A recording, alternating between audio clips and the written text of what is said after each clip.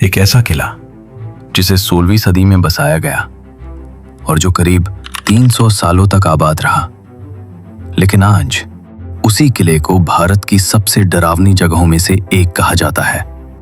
एक ऐसा खंडहर जहां सूरज ढलने के बाद जाने की किसी की हिम्मत नहीं होती। आखिर ऐसा क्यों हुआ? एक शानदार और जीता जागता किला आज वीरानगी और खौफ का दूसरा नाम कैसे बन गया? क्या इसके पीछे किसी तांत्रिक का सदियों पुराना श्राप है, या एक साधु का गुस्सा, या फिर इन दीवारों के पीछे कोई और भी गहरा राज दफन है? तो चलिए आज हम भानगढ़ के शानदार इतिहास से लेकर इसकी सबसे डरावनी और अनसुनी कहानियों तक हर पहलू को खंगालते हैं और जानने की कोशिश करते हैं कि इसमें सच कितना है और फसाना कितना। आज हम जिसे भूतों का किला कहते हैं, वो कभी एक बेहद खूबसूरत और अमीर रियासत हुआ करता था। भानगढ़ की कहानी शुरू होती है 16वीं सदी में। माना जाता है कि इसे 1573 में आमेर के राजा भगवंत दास ने अपने छोटे बेटे माधो सिंह के लिए बनवाया था। माधो सिंह मुगल बादशाह अकबर के एक खास सेनापति और नवरत्नों में गिने जाने वाले राजा मान सिंह के भाई थे।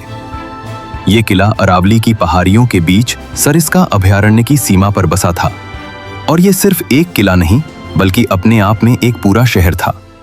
इसके अंदर आलीशान महल, हवेलियां, सैनिकों के बैरक और चहल पहल वाले बाजार थे। कहा जाता है कि अपने सबसे अच्छे दौर में भानगढ़ शहर की आबादी 10,000 के करीब थी। यहाँ के मंदिर जैसे गोपीनाथ, सोमेश्वर और केशव राय मंदिर अपनी शानदार नक्काशी के लिए आज भी मशहूर हैं। किले में एक जौहरी बाजार था और नर्तकियों के लिए एक नाचनी की हवेली भी थी।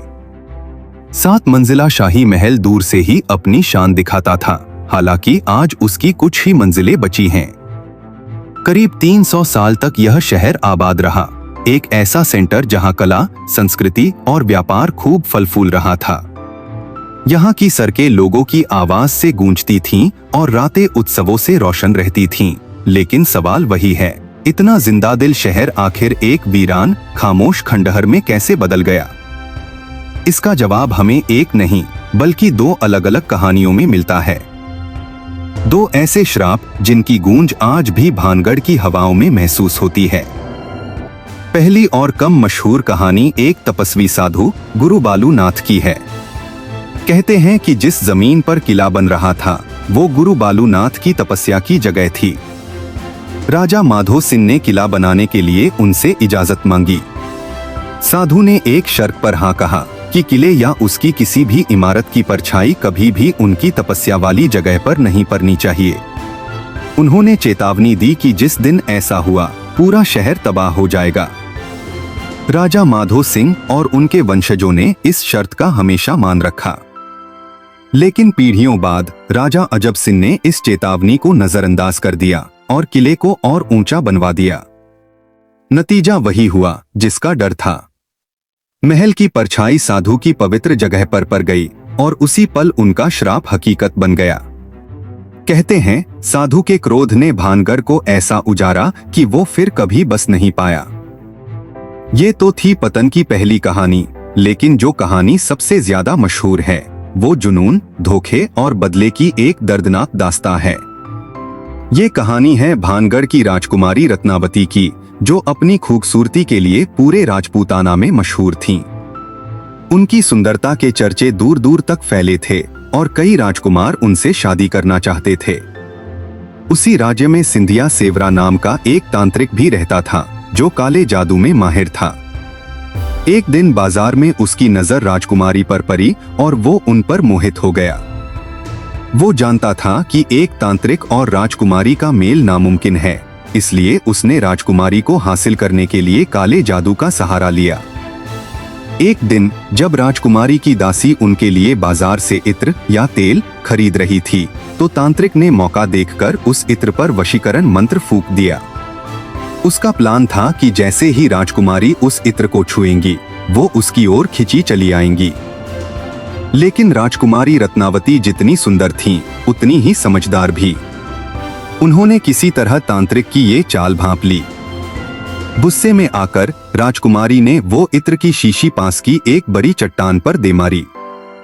जादू अपना काम कर चुका था।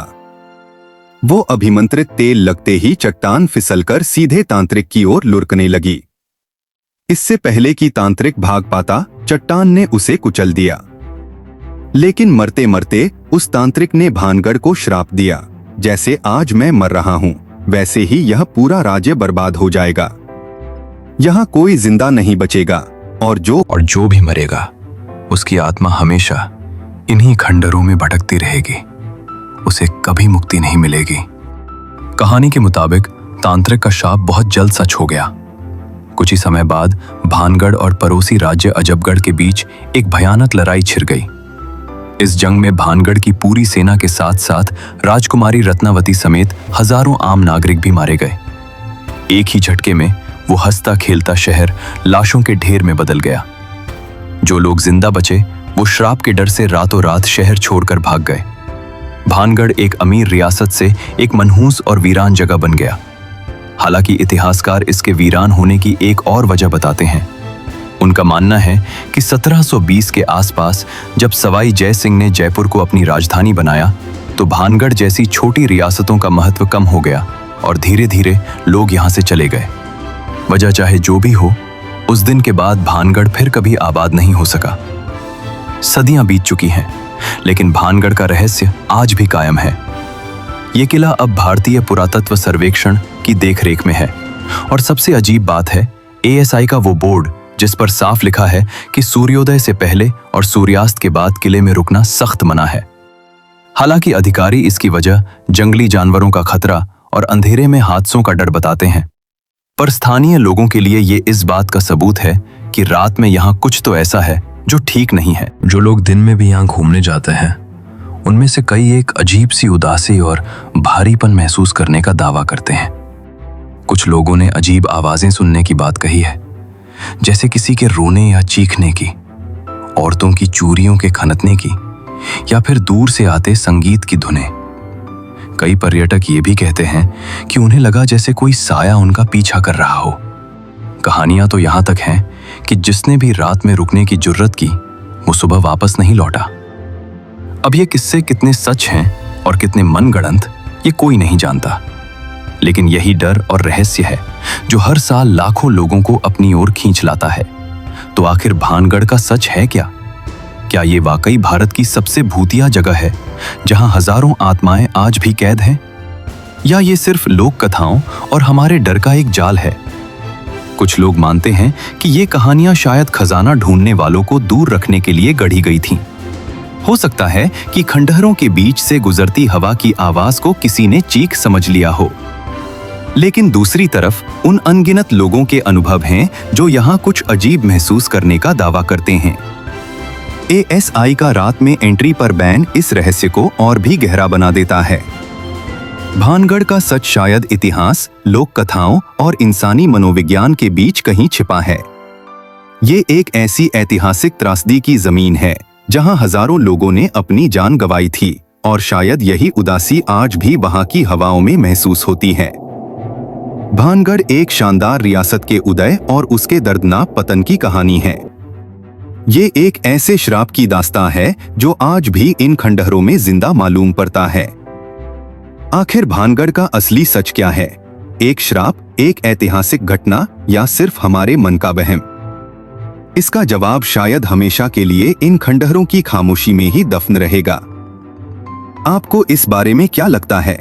क्या भानगढ़ में वाकई कोई पैरानॉर्मल एक्टिविटी होती है या ये सब सिर्फ दिलचस्प कहानियां हैं? नीचे कमेंट्स में हमें अपनी राय जरूर बताएं। अगर आपको ये वीडियो पसंद आया तो इसे लाइक करें और ऐसी ही रहस्यमयी कहानियों के लिए हमारे चैनल द डॉक्यूमेंट्री हब को सब्सक्राइब करना न भूलें। मिलते हैं अगले वीडियो में एक नए रहस्य के साथ।